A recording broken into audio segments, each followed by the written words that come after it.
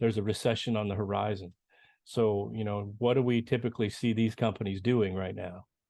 I guess some of them are very strategic and they react quickly and they have to, otherwise they'll probably won't be able to compete or stay afloat. And so they usually go and lay off people, try to reduce costs, right? The mindset at Yeah. that point in time when your revenues are slowing and you know that you have to continue surviving and there's this gray cloud coming, recession and media kind of making a big case for it. I think the natural reaction is to contract and wait and see. And so you see that a lot of people are very careful right now. They're hesitant to grow or to invest in growth projects. So they're just trying to either be ready for what's coming or trying to minimize cost as much as they possibly can.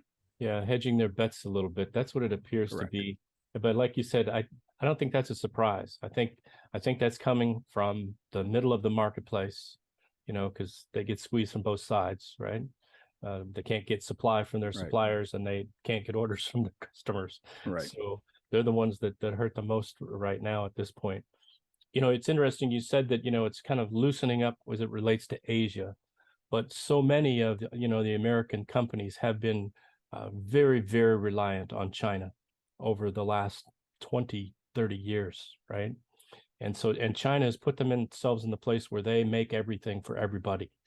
Right. And a lot of folks had simply one point of supply.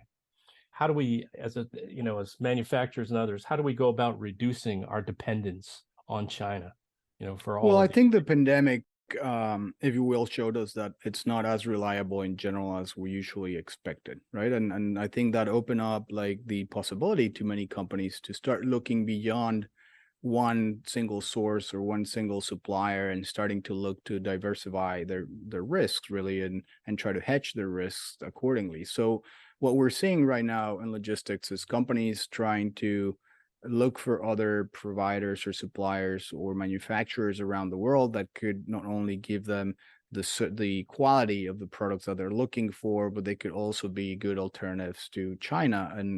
And I think it's a good way of thinking about this because of course having two, three, four strategic partners as opposed to one definitely makes your supply chain more robust.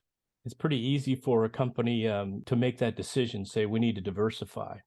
But if you've been doing business with the same supplier, Right. single source supplier for the last 20 years, it's like, where do they go? How do they Yeah. find somebody else? Right. I mean, that's got to be a bit of a challenge. It's definitely one of those things that are way easier said than done, right? I mean, you and I can talk about this all day long, and then there are a lot of people, experts, consultants, and that would say, "Well, just why don't you diversify?" And it sounds smart, right?